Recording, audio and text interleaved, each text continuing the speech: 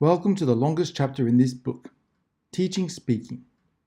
And so it should be the longest, because speaking is probably the skill that the majority of people want to become proficient in when they learn a foreign language. So I'd say it's a good idea to know what you're doing when teaching speaking. Let's go.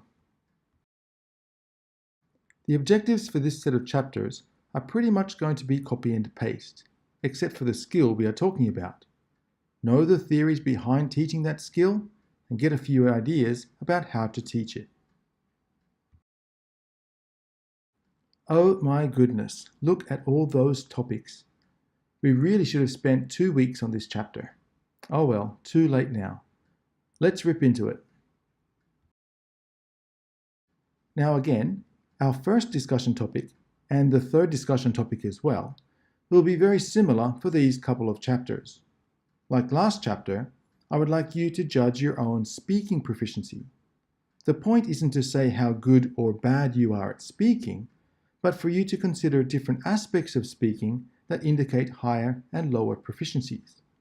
What can you do? What can't you do yet? Think about your answers to those two questions, and then put yourself on the scale. Okie dokie. There is a mountain of research on improving speaking proficiency, and our textbook covers a little of it, and I would like to have a quick look at just a few of those. First, one of the biggest topics of discussions related to teaching speaking is accuracy versus fluency. Do we want to put more emphasis on speaking fluently or on speaking with grammatical accuracy? Of course, both are important, and we should think about both, but which you place more importance on will really depend on your goals for the course. Affective factors are also a major concern in teaching speaking. How can we help our students feel comfortable speaking English? When students feel less anxiety about speaking, we'll see more development in their oral communication skills. The final issue I'd like to point out here is the interaction effect. Rather than sounds, words, and phrases, it is more interaction and communication strategies that students will be more worried about. Monologues are important, but dialogues are more what your students will probably be interested in. As I said in the video for the previous chapter, and I probably didn't even need to say it, we don't just use one skill when communicating. So the things that make listening difficult that we talked about in the previous chapter also make speaking difficult. Things like clustering and colloquial language, stress, rhythm, intonation, and all the factors in pages 350 and 351 are going to trouble your students when they speak as well. Make sure you take these into consideration in your speaking classes. Again, we talked about the micro skills and macro skills of listening, and there are also such skills for speaking. Micro skills consider the smaller parts of language that we can hear and see, whereas macro skills look at other factors, such as body language and appropriateness of language that affect oral communication. Check the list on page 353 as it gives some good examples of what to consider when thinking about the micro skills and macro skills of speaking. Just like there are different kinds of listening performance, there are different kinds of speaking performance, ranging from low intensity to high intensity. First, we have imitative, where students are basically just copying what their teacher has said. This could be used to check pronunciation. You could use some drills here, but if you do, keep them short and simple and done at a high tempo. Drills can get a bit boring, so make sure you keep them interesting. To up the intensity, we can use intensive tasks, such as pair work, where students are focused on certain forms of language. Responsive tasks require students to be a little more communicative. These can be simple questions and answers, but it is not listen and repeat. Using transactional tasks means students will be exchanging specific information. They will be required to use a little more negotiation in their dialogues. Interpersonal tasks require more intensity than transactional tasks because they include more personal information and opinions, not just an exchange of facts and information.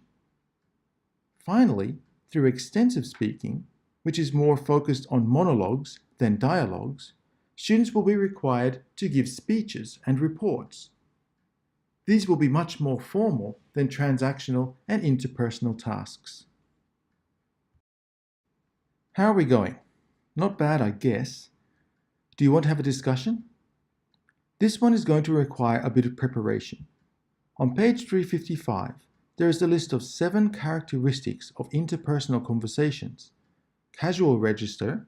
Register means the type of language you use, like is it formal or informal. Colloquial language, emotionally charged language, slang, ellipsis, when 1 or 2 words are dropped from a sentence, sarcasm, and hidden meanings. I would like you to find examples of at least 3 of these in English conversations before class. In our discussion, I would like you to share where you found the example, maybe in a movie or in a conversation with a friend, and why you thought it was interesting. All right, let's keep going. Now we have chatted about what happens when we speak. Let's look at how we are going to teach it. Our textbook gives us 8 principles to consider when teaching speaking. First, we want to make sure we are focusing not just on fluency or just on accuracy, but including both fluency and accuracy in our classes. This doesn't mean both skills should receive exactly the same amount of attention, but you should keep both in mind when practicing. A lot of the time, we will make tasks and activities that we think will be simple for students, but they end up being too difficult. The opposite can also happen, of course. Make sure you think carefully about your students' abilities and what will work for them. Knowing what your students like and are interested in is vital when teaching. This will help you choose and create activities that they will enjoy more. And when we enjoy what we are studying, we learn more. We've talked about authenticity before. Using menus from a real restaurant and actual maps, for example, make a huge difference. There's an abundance of stuff on the internet, so know where to look to make your speaking tasks just a bit better. We will talk a little about giving feedback on errors later, but it is worth mentioning here that the way we give feedback can really affect the anxiety levels of students. Doing a little research into motivation can help a lot with this. I've mentioned a couple of times in this video about how listening and speaking are closely linked. Students need to know this too.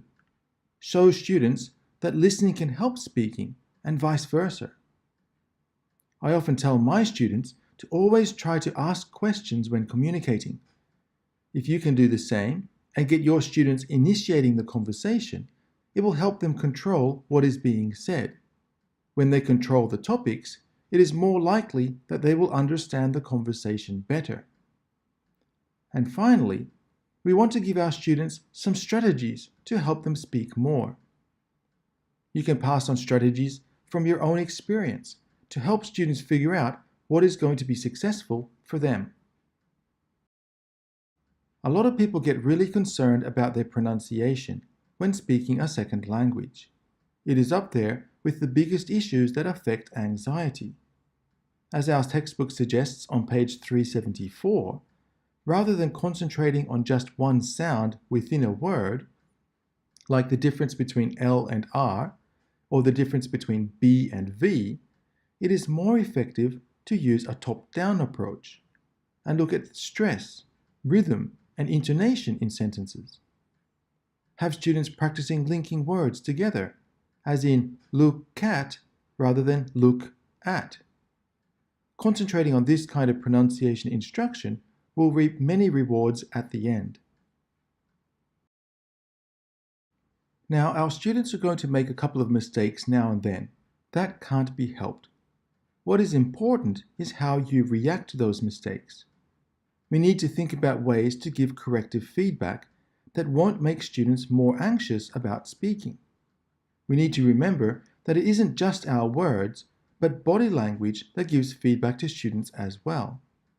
Our textbook suggests, and I pretty much agree, that we should be correcting global errors, that is, the errors that cause communication breakdowns, but local errors, the errors that don't affect communication, can basically be ignored.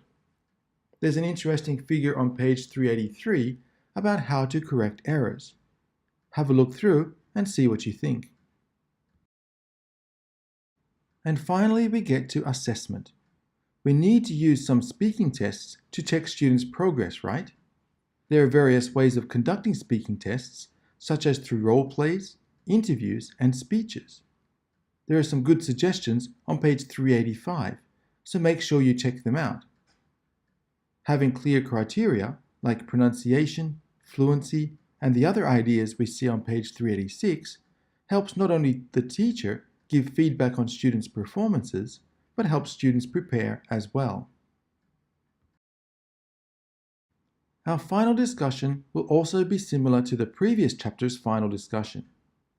I would like you to create a task or activity to use in class that works to improve students' speaking proficiency. Think carefully about the theories we have looked at in this chapter, use the ideas in the textbook as a starting point, then create your original, exciting activity. Well, that is it for today. Well done us on getting through to the end. I think we all deserve a beer or three for that effort. I hope you have a great day, and I'll see you in class.